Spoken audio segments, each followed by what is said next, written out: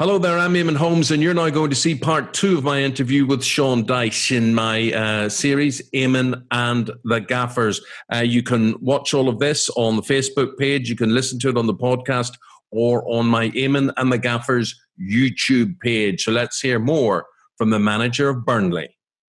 Are you a singer? Can you sing? Oh, of course, with his voice, incredible. Yeah, I was just thinking that. I mean, you would be a very good crooner, I would think. Yeah, I think I can sing.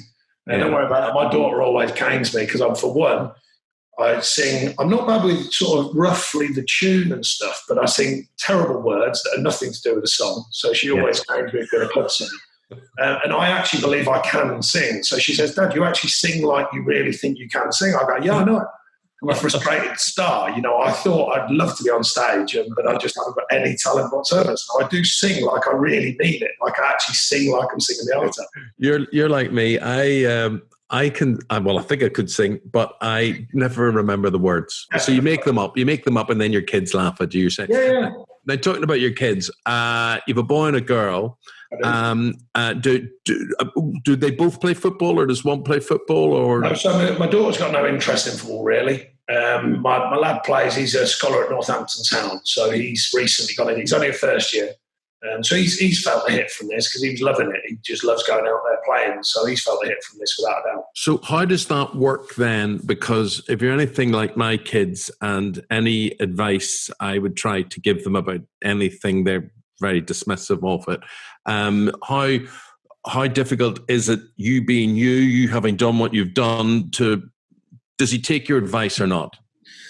I think both from in different formats take my advice. My daughter's pretty resistant, like her mum, so she resists nothing that I say, but she does think about it. My lad, he takes things on board. I'm not vocal at games. I don't scream and shout at him. I just talk to him about varying things that I think he could use, or very things I think would be helpful to him. But I'm certainly not over the top with him in football, even with the knowledge base I've got. And I don't personally believe in screaming at kids playing football anyway. It gets more serious when you get older, quite obviously, when you're in first team football, but I don't think there's a value in it for children. You wouldn't scream at them when they're learning to play the piano. So why do you scream at them when they're playing football? So I can assure you I'm not that screaming father. I stand miles out of the way, let him get on with it. And part of football that I think is diminishing is self-learning. So I think he needs to be out there learning for himself. And sometimes I won't talk to him about the game at all afterwards. I'll talk to him a day or so later when he's had a chance to actually work out what he thought. So, just my style of trying to help him along the way. Interesting. Your style led to the Burnley European adventure. How important was that for you, for the team, for the whole town of Burnley? I think for many different reasons, although it's a huge challenge. I think, people, sometimes the power of the Premier League kind of diminishes some of these things, these achievements, in the sense that the Premier League so powerful and so financially powerful as well for the club and for the town. But once you partner that, it was the first time in 50 years that the club had been in Europe. So that's a tremendous achievement. It gave the players that feeling of what it is. They all read about it. Not many had played in European football, so that the factual idea of it. And I think for me as a manager, all the experiences that come with it, I'm still learning. I still think I'm developing, like most managers are. So you certainly learn a lot about not just the games, but the logistics, the feeling, the organisation. It's very difficult. It really is difficult. And most teams are going to the Europa League have a challenging start to the season, as Wolves did this season. The Wolves have been tremendous for me, the way they've come out of that. But they had a real tough start to the season, as did we. And we didn't really correct it until around the Christmas period. Wolves gripped it a bit earlier. They kind of gripped it in October. But till Christmas, we just looked a bit out of kilter. And then we got it back on track and ended up, in a strong second half to the season. So it's an amazing achievement in one way, but it does challenge you in another way, particularly when we run at pretty low numbers financially and pretty low numbers squad. You look at the league table, the way it stands at the moment, and who is around you. You're within touching distance of a European place again, and you've got teams around you, which must be just amazing to think about. And I'm thinking particularly about Wolves and Sheffield United and how well they have done so far this season. You're within touching distance of them. It's not to say that you can't do better than them, but that must give you hope. It must give your players aspiration as well to see how well clubs like that are doing. We weren't really judged too much on others. We really focus on ourselves. We're well versed in the place that we're in now. We understand the Premier League more than we ever did, and having them challenge of Europa and the challenge of being down the bottom of the Premier League and then coming through that. So the experience grows in the players. So there's a lot more balance, I think, to how the Premier League works now, with the highs, lows, good runs, bad runs. I mean, I've got a bit of good press over the last 7 games, but people forget before that I was getting almost to the point where people were saying, well, they've got to change it. So, that's how quickly it changes in football. Yeah. Our players are aware of that. I think going back to the teams like Sheffield, I'm a big fan of Chris Wilder as a person as well as a football manager. I think they're doing great. I think Nuno's done great, on the players. He's got some very good players, but that's not easy. You've still got to get the best out of them very good players, which I think he has been doing. Various other managers. I mean, I've got a massive respect for all managers. I think it's such a tough industry, and all managers at any level I've got a massive respect for. I don't really go in for the doing managers down kind of thing and all that kind of stuff in the media. It's not my bag. I don't really talk about them and their teams. I just talk about the fact that, it's such a difficult job. And so I've got massive respect for them. Yeah, we're open-minded. If we're imagining this season does get back going again, does come to a completion, then we're open-minded about what comes next. We just had a run of 7 games unbeaten, which doesn't sound a lot, but it is when you're Burnley in the Premier League. Yeah, it's 21 points. Well, it's not 21 points, but you had 5 wins, hadn't you? Thinking that, had you? Yeah. Yeah. No, 4 wins, 3 draws. Yeah. Yeah. Well, you'll take that. That's absolutely would. Yes. I mean, it's obviously a very privileged job doing what you do, and you're judged by your results. And you were talking there about, other managers. You don't get into the business of slagging them off. Do you socialise with them? Is it a very lonely job being the boss of a club? It is lonely in some ways. I mean, I've got a good family unit. I've got a lot of friends who are outside of football. So, they keep me on a level sort of basis, really, for myself as a bloke. Football-wise, there's some really good people out there. I'm quite open with the other managers. No, I like to spend a bit of time with them. They don't want to spend time with me, but I quite like it. But no, there's a handful. I mean, people I know personally, like Neil Harris, who, now I played with, and Michael Duff obviously was with me at Burnley, and Joey Barton and people like that. Then you've got people like Steve Bruce, who's helped me out tremendously in the past. Mick McCarthy's helped me out. Good people. Sir Alex has always got time for you. Arsene Wenger was very gracious to us at Burnley, home and away. He always invited us in, or he came in our office and I gave him our marvellous red wine, which he was stunned with how good that was. Tony Pugh's another one. Got a lot of time for Tony. He's always, helped me out with advice. Malky Mackay's another one I work close with at Watford. Another one I speak to, and he's not in management now, but he's got a good thought on what management's about in the game. I mean, so many of them are good guys. They all know it's a lonely business. And when you see them, particularly the ones who have been around a while, they're very open, and they'll talk to you. Roy Hodgson's another one, Ray Lewington at Palace, good people. So, yeah, I mean, I get on well, or I try to get on well with most of them. On the touchline, we sometimes have a couple of words, it's fair to say. But I park that pretty quickly. I'm not really into the carrying on afterwards. I just get on with it. Before, on the pitch is a different matter. Off the pitch, then we all move forward. And people accept that. I mean, I think, you say all those are good people to talk to, but I think not only does it say something about them, it must say a lot about you, Sean, how you're regarded and how people feel around you. Well, all I want to be is honest and authentic. I don't really, I try and give an honest view, and it's a view. It's not, it's my opinion. It doesn't make it the right opinion. Yeah. But if you ask me, I'll give you my opinion. And I think authenticity always wins the day, personally. If you conduct yourself the way you actually are, then I think most people go fair play. I meet a number of people who want to speak to them. They say, well, you are actually how you are in your interviews now. So, well, that's because me being me. I don't really try and be these two people. I'm not judging if people do, but I don't. I'll just be me. And if people accept you, they do. If they don't, they don't. I'm a bit Marmite. I know that. People are a bit hit and miss with me. So I've got no problem with that at all. It's been there all my life. I've had that. So, I'm kind of like, you accept what you are and you get more rounded with what you are. Good man. I know I'm being authentic and honest, and I'm reasonably happy with it. But let me put this to you. I mean, you and I suppose, share something in common besides our physical prowess, and that is everybody thinks they can do your job, right? So everybody looks at me on TV and they, what's he on TV for? I could do that. Yeah. And they'll look at you and they'll pick your team and they will work out your formations and your tactics and all that sort of thing. And so everybody, I mean, we're all guilty of it. You sit there to grind and you go, well, I'd play him there. I wouldn't do that. How do you deal with that everybody feels they can do your job? It is the most peculiar thing. And I do remark on that on varying talks and stuff I do in businesses and in football, with younger coaches and managers and stuff like that. And it is something you have to get used to. Everyone, the difference is this. People used to just give you an opinion. Now they tell you their opinion. There's a difference. They used to just give you an opinion, fans, let's say, but they'd actually sort of be asking you, and they give you quite a forthright opinion. But when you actually talk to them through it, they'd kind of go, okay. The change has been now they tell you you've got it wrong. It's a different thing now. So now you're like, all right, is that the case? So now and again, when I could be bothered to play sort of thing, I say to someone, what are you? And they'll say, I'm a plumber. And I go, well, do you think I'll tell you how to put the boiler in? I doubt I would. I said, but I've been doing this all my life. So I think it's fair to say you can ask questions, but you can't tell me that I'm doing it wrong because I've been doing it all my life.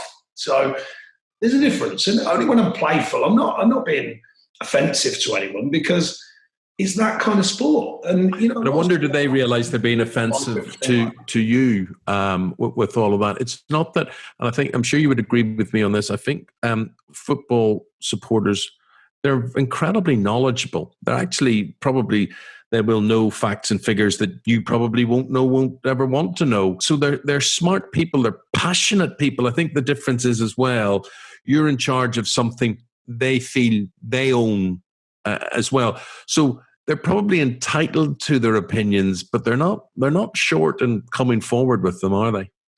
No, but most, you get some right. Okay, so we all know in life, you get some who do things for effect. They'll say things for effect. They'll shout things at you or they'll do whatever. Not very many. Do you know what? Most football people, most football fans, particularly before and after, in the stadium is different. We all know that. I always say to people, it's like a mass version of road rage. Completely normal people get in a car and just turn into this completely different person for however long they're driving and then get back out and turn back into the person they were before. Well, it's like that en masse in a football stadium. You get these weird highs and lows of people's emotions. But outside of that, most people are really, really good, Most people are really good to speak to. Most fans are really good to speak to. As you say, a lot of them have knowledge. They don't have how can I put it, they have an external knowledge of facts and figures, but they don't have much of an internal insight. So some generally, when you speak to them, you explain whatever they ask. Most actually go, okay, fair enough. But you're always going to get a small amount of people who they just want to prove a point, some to give it the big one in front of their friends, some to be offensive. Honestly, it's a very sliver of people, in my experience. There's very few who are very offensive. In a stadium, that's different. I've had a few names in my time inside of a stadium, but most people are really quite generous with their views and their opinions. Funny, I enjoy the banter about football. I enjoy winding people up. I enjoy disagreeing and whatever. But then social media came along and I just think, don't even talk about it on social media. It's not worth offering opinion about your own club or certainly anybody else's club. I think football fans have notoriously got an amazing sense of humour and banter. And I think too much of it gets nasty on social media. Yeah, I'm asked about social media a lot, or I have been down the years. I've got absolutely nothing against social media. I'm not on much of it myself, other than the obvious things, my kids text and WhatsApps and all that. A bit more Zoom and stuff like that now with friends and things. Yeah. I don't do the general social media that we all think of. But it's not because I dislike social media. I just think some of the views on there have gone too far now. And luckily I have a media guy at the club who makes sure there's nothing too untoward out there. I don't read it. I don't actually read much of the press anyway. I know what I've said. I know why I've said it. I know the tone I've said it in. I know the meaning behind it. But people lift things, they spin it, they move it around, they shift it. All of the media has always done that. It's just been enhanced because it's almost like everyone's kind of a journalist now. Everyone can access what they think is information, but they spin it and send it out to the world with a completely different meaning to the facts. And that's just what it is, clickbait. You know it's sounding clickbait. So most people now are waiting for you to click on your phone, read 4 lines, and then click on something else. So will you see what they'll get out of this interview? How much clickbait? there will be some people lifting stuff off this interview, depending on if we get more than 4 people watching it. There'll be people lifting stuff off here, and there'll be Sean Dyche said this and Sean Dyche said that. I'm used to that now. Right. It's the way it is. I'm not offended by it. I'm used to it. I don't begrudge it. It's just, this is the job that I'm in. This is the part of what it is that is, sometimes it's frustrating, as you well know. Sometimes it's frustrating. Sometimes it can be offensive. You have to roll with the punches. I've learned to deal with it. And I, like I said, I know what I say. I know why I said it. And I know the tone and the meaning I've said it. So I have to just lay my head on the pillow at night and think, fair play. Fair play. I like your attitude towards it. Let's finish with a question which I know they'll all be interested in your opinion of, and that is the title in the Premier League and Liverpool. And the reason I say it to you is that not only as a manager, if you were in Jurgen Klopp's position, but also, earlier in your life, Liverpool was close to your heart as a supporter. What would it be like if Liverpool are awarded that title without the season finishing, to have that asterisk beside, without being able to celebrate in the way that they would have liked after the wait that they have had to have? It's bittersweet. It must be bittersweet, or it would be, for Jurgen Klopp. What would your attitude be as a manager, as to say, look, guys, we are the champions. We didn't play it to a conclusion. It would be. What would your feeling be? What would your feeling? So you're suggesting it's not played out? Say it's not played out. Yeah. Well, if it's not played out, I think the only thing that would stand Liverpool in such good stead is the amount of the gap, the size of the gap. I think they would go, well, hang on a minute, fair's fair. They've been amazing. So I think that would be a given as regards if they just gave the title. I think people go, well, they've been runaway leaders for most of the season. I think the only shame for Liverpool as a club is that it would be the COVID-19 year or era or whatever, that would kind of, it shouldn't do it down, but it kind of would inevitably. Because people say, well, the season wasn't completed. Not that they weren't going to win it, but it just doesn't feel the same. But I think that's nothing to do with Liverpool. It's not their fault, obviously. If it does get completed, and let's say they win it, then I think they've won it hands down anyway. And so I think that should be recognised as just how good they've been. I mean, it's funny, actually. I'll give you a very quick insight that when we were talking about social media and media then, earlier on in the season, actually, they asked me, right at the beginning, they said, who do you think will win it? I said, Liverpool. I said, because I think they can win ugly now. I got absolutely mullered for that. And I'm going, no, that's one of the biggest compliments I can ever give another team. Because most teams in the Premier League, when they're playing really well, can win, Even us, when we're playing well, we can win games against anyone. When you're not playing well, that's what wins you titles. The days when you're not playing well, the days when you're a bit off, the days when you're a bit below par.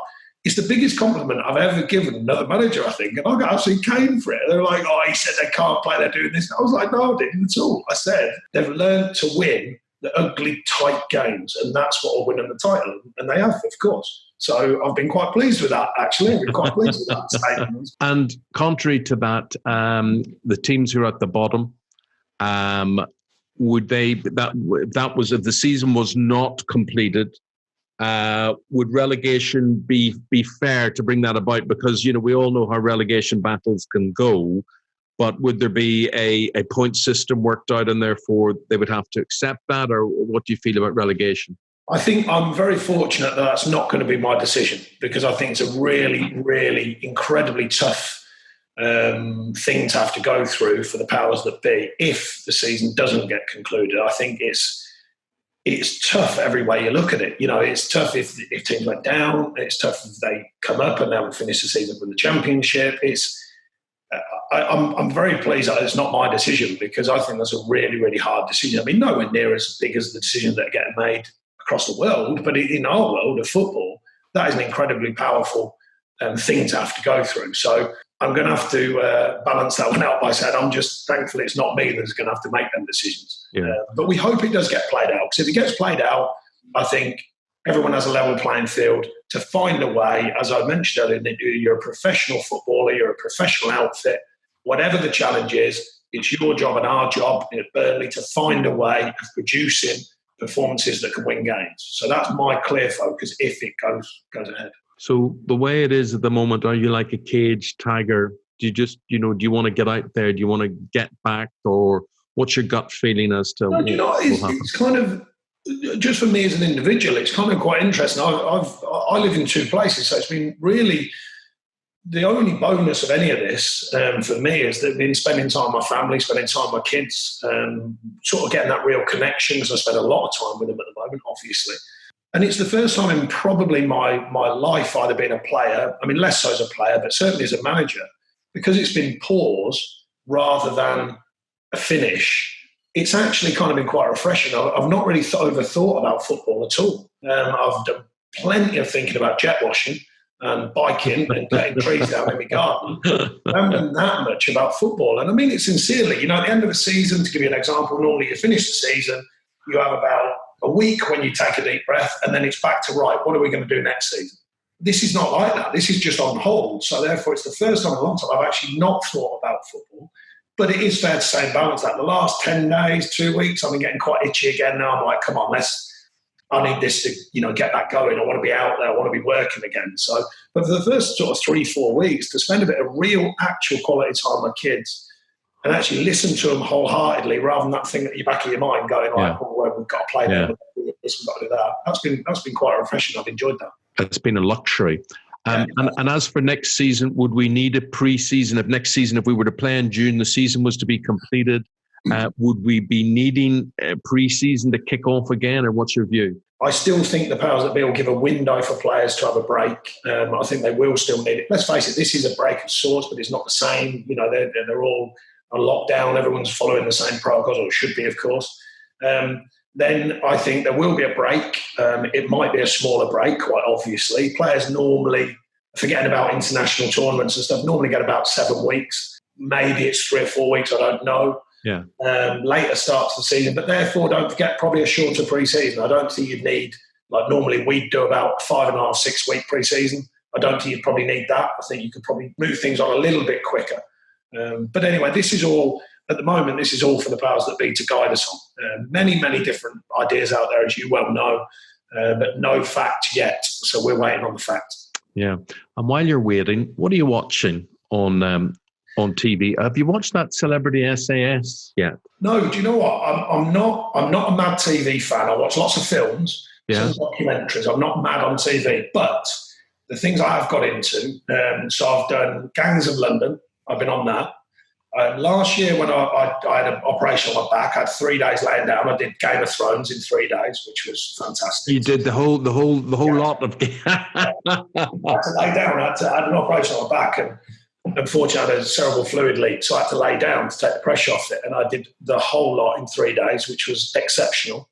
See, I could see you in either of those 2 productions you talked about there, Gangs of London or Game of Thrones. Do you ever fancy a bit of acting? Especially you've got the voice and everything. If they were real, I hope not to be in them situations if they're real, that's for sure.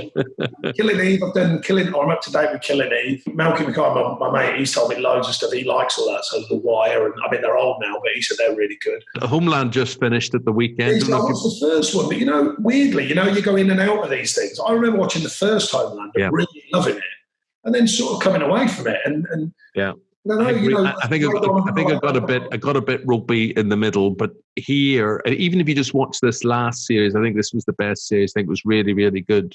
Just before we were in lockdown, I enjoyed Brassic. Very funny, mate. Very, very funny. Michelle Keegan, superb in that. Yeah, no, it's funny enough because as you know, and you meet lots of people. I'm fortunate to meet some myself. And I don't mind telling you a little life story just to finish. Me and my wife, she came up to Manchester to see us. So we went down to whatever it was, Selfridges, we were shopping. And I forgot his name now, I had his name, the main lad in Brassic, the main actor, he was in there, right? And I said to my missus, no, I rarely do this sort of stuff. I said, I'm going to go and say hello. She went, you kidding me? She said, you never do that. I went, yeah, but I love it. I said, that's really funny, that show. Don't forget, it's set at Burnley Direction. So I kind of get the humour of it and the sort of thoughts on it, you know what I mean? So I didn't in the end, and I'm kind of regretting it because I normally make sure if there's certain people in my life who I think are really, really good, I always just go, look, love what you're doing. And in the end, I didn't. I probably should have. But anyway, no, I really like that. It's funny. That is really funny. There are 2 types of people. There are people who will just pest you anywhere, say anything at any time. And then there are people who will genuinely mean and want to say, Sean Dyche, I think you do a really good job. That's all I want to say. Would that mean something to you if someone came up to you and actually said that to you? Yeah, I think it always does. I think, I've never lost sight of the fact, I had a journeyman career. I've gone into coaching and management. I've got a successful period. And you've got to enjoy some of that, because there's a time when it's not. I've had my fair share of question marks at Burnley. Everyone thinks it was plain sailing. The first 7 months I was there, I got booed off for 4 of them. I've had my fair share of people who don't say nice things. It is nice when people, shake your hand and just say, look, I think you do a good job. And sometimes opposing fans do that. They just share a thought, football people in general. So some people say nice things, some people a bit of stick and a bit of fun. Usually stick and fun, though, I must make it clear. And now and again, you get somebody who says something, a little bit derogatory. But most people are really kind. So I'll be really kind to you and say you do a nice line in interviews, Sean Dyche. Thank you for your... Incidentally, tell people what a Dyche is. What is a Dyche? Yeah, so Dyche, this is from a dad, by the way, Alan Dyche.